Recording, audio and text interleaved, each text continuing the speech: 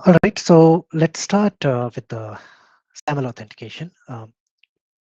SAML authentication, as we would all know, is authentication where you're using a third-party provider for authenticating based on a browser. So, for example, there can be Okta, there can be Azure, one login. There are multiple providers there which you might be using in your organization.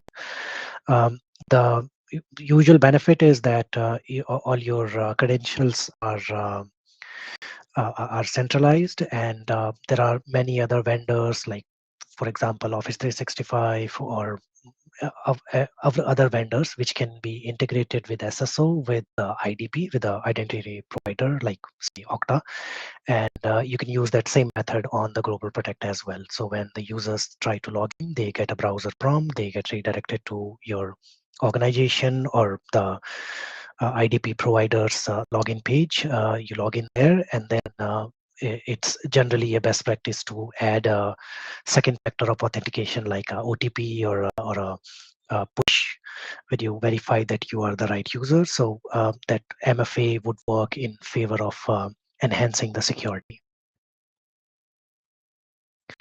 Now, SAML authentication, there are essentially two components in that. One is default browser, and another is embedded browser.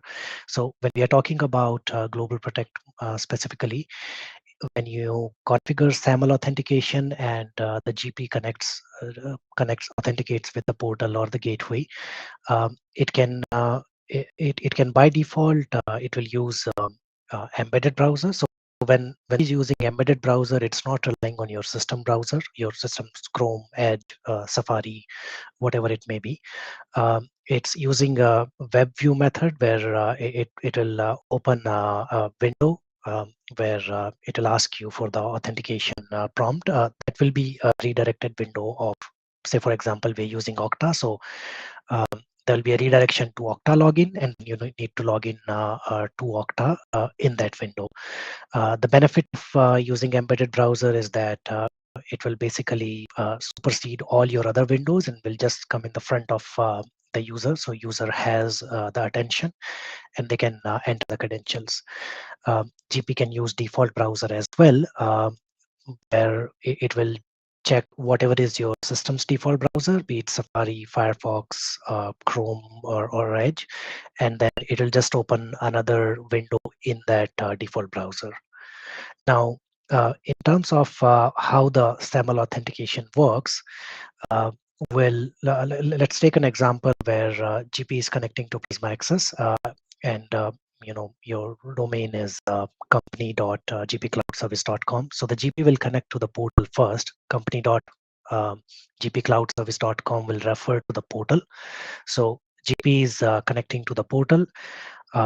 If there is a certificate authentication, that will happen. If no, then it'll basically the request will go to portal. Portal will redirect that request to the IDP. Uh, that information, let's say it's login.okta.com, that redirection comes back to the GP. Then GP, either default browser or embedded browser, the GP will open a window redirecting the request to that IDP, say Okta. The user would enter their credentials. Once that's done, the IDP will validate, if the credentials are correct or no. Say that's successful, then the IDP will reply back or respond back with the assertion back to the GP. That request or that response, that successful authentication response comes back to the GP, and then GP will forward that SAML assertion back to the Prisma Access. In this case, let's say we are talking about the portal, so it will go back to the portal, and then the portal will validate that the assertion is correct, match the certificate, extract the username, because when IDP responds, it will also have the username in it. And it will return the cookie and the username back to the GP client, and your authentication is done. The flow that we see here on the right side, it's same SAML flow, but in terms of let's say a captive portal, because with GP you can use this SAML workflow, not just for the GP authentication, but for a specific captive portal. For example, uh, you're allowing your users to connect using LDAP. The GP can connect with LDAP, but then there is a critical server and not everyone has access to that. So you define a separate authentication profile and your own IDP for that. So and write a rule saying that anyone who is trying to connect to that server, they need to be authenticated with this separate authentication profile. So here you're trying to access this resource. The resource is subject to captive portal, so it matches the authentication rule. And then it will do a 302 or essentially a redirection back to the client. The client gets redirected to the IDP. The client authenticates. The IDP responds back, provides the assertion, and then that assertion is sent back to the gateway, or in this case, Prisma Access gateway, and then that request is complete. In a typical SAML authentication flow, if you're using default browser, you can open up developer tools, and then when you are actually doing the authentication under developer tool and under network section, you can see the request response. What's the request going from the client side? I mean, once the redirection has happened, and what is the response? And if using default browser, there are some SAML tracer uh, extensions available. For example, depending on the browser that you use, which can actually decode that SAML request response. So you exactly know what is the request, what is the response, if there is a failure, at what level is the failure. In terms of SAML authentication configuration, there are two ways you can utilize SAML for GlobalProtect connection to the Prisma Access. One is the traditional way where you define a SAML server profile. You choose your IDP and then define the identity provider's ID. You get the metadata and then create the profile. Then use that profile, the uh, file in an authentication profile, and then call that authentication profile in the Prisma Access so that the users are redirected to SAML. And then on top of that, you can use certificate authentication or just SAML authentication. Um, in the best practice is that you always validate identity provider certificate and then you sign SAML message to IDP, which means you're basically validating the certificate as well, the IDP certificate as well, to make sure that there is maximum security during the authentication process. So if you when I say there are two ways of using SAML on Prisma Access or specifically for GlobalProtect, one is the traditional way where the GP you define the SAML profile for Prisma Access, and then let's say you have your on-prem firewalls. They're working as an extended gateway or external gateways. Maybe you have few branches where you have Prisma, the Palo Alto firewalls, and they are your external gateway. So some users connect there as well.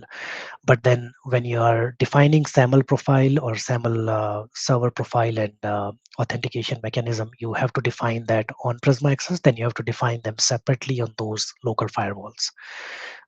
There's another way where you can use Cloud Identity Engine or and its component Cloud Authentication Service. Uh, that can be a central mechanism or a central communication relay between your firewalls, your Prisma Access, and your IDP. The configuration flow is same. Um, so under Cloud Identity Engine, there are two options.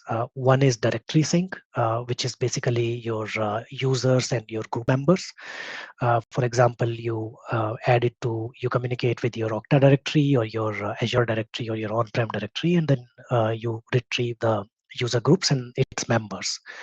Second part of Cloud Identity Engine is Cloud Authentication Engine, which is essentially for authentication. So uh, you define a SAML identity provider the same way you do in Prisma Access. You define server profile and everything. You can define the same as in the cloud authentication service. Once you define that once, And then same authentication mechanism can be used across Prisma Access and your on-prem Palo Alto firewalls. So here what we have done is in the cloud authentication service, you define identity profile.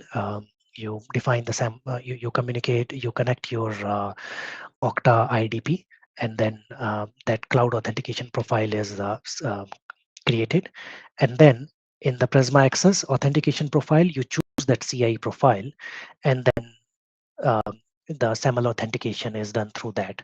Now, from user's point of view, there is not much difference. The user would still try to connect to the Prisma Access portal. They will get redirected to their IDP.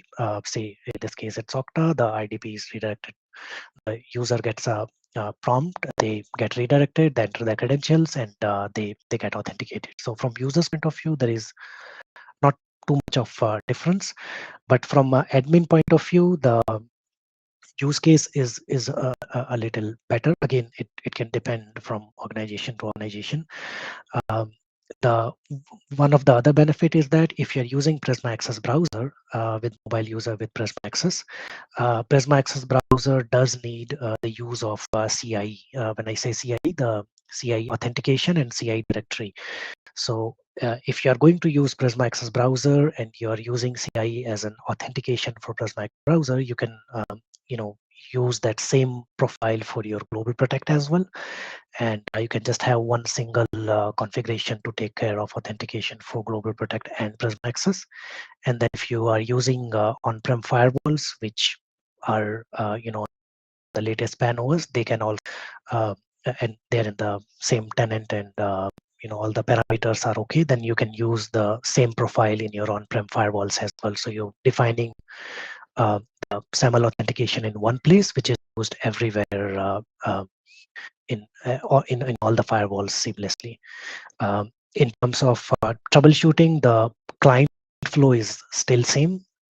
On the server side or on the Prisma Access side, when you're using CAS, the flow is a little bit, the troubleshooting flow is a little bit different, where you have a separate log viewer section, which gives you some logs and details about possible failures from the Prisma Access point of view. If because your request first goes to the Prisma Access portal, say for example, that portal talks to the cloud authentication service, which in turn talks to the IDP.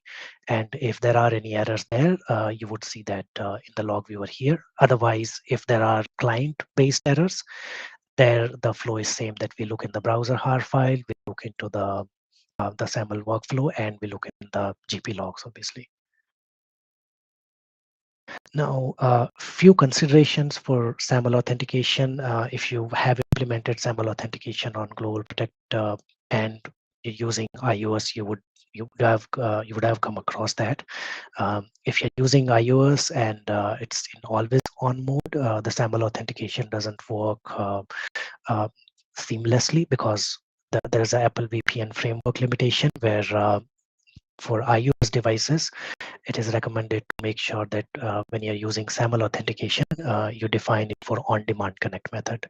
So in the app settings, when we are defining Prisma Access, or when we are onboarding Prisma Access, in the app settings, you can have separate app settings based on the client OS.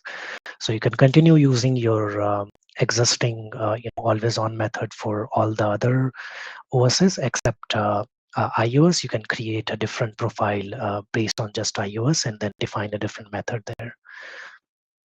Now, the single sign-on is not completely supported with SAML, because the concept of single sign-on specifically for Windows is that as a user, you log into Windows, you use your corporate credentials, your username and password, and then GP will take those credentials and supply it to the Prisma Access, and then there is single sign-on. The user doesn't have to enter the credentials. But when we are using SAML, that doesn't quite work, because SAML is browser-based. So there is an IDP redirection, and then it's the browser's responsibility, be it default browser or embedded browser. The authentication part is done on the IDP side. So GP can't take those credentials and supply it to the IDP.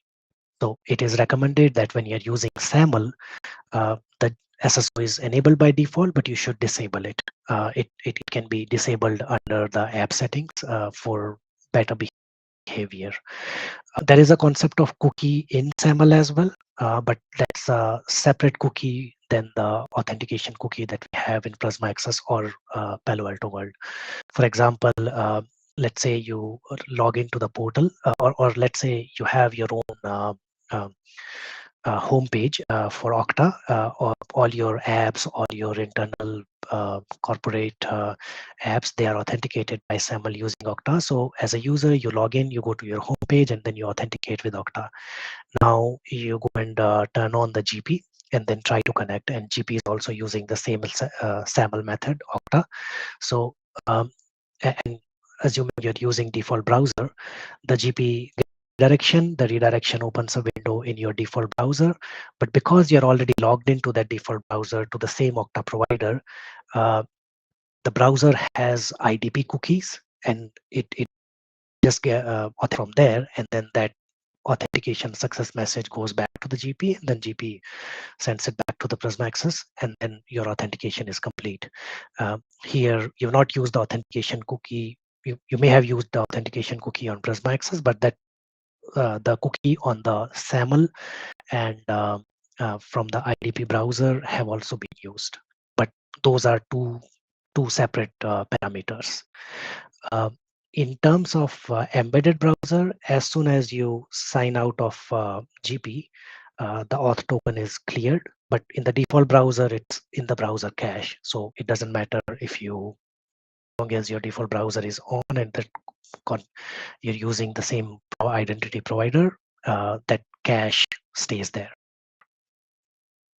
And then same SAML SSO would not be work on Mac OS. So it is recommended whenever we are using SAML for GP authentication, you should disable SSO.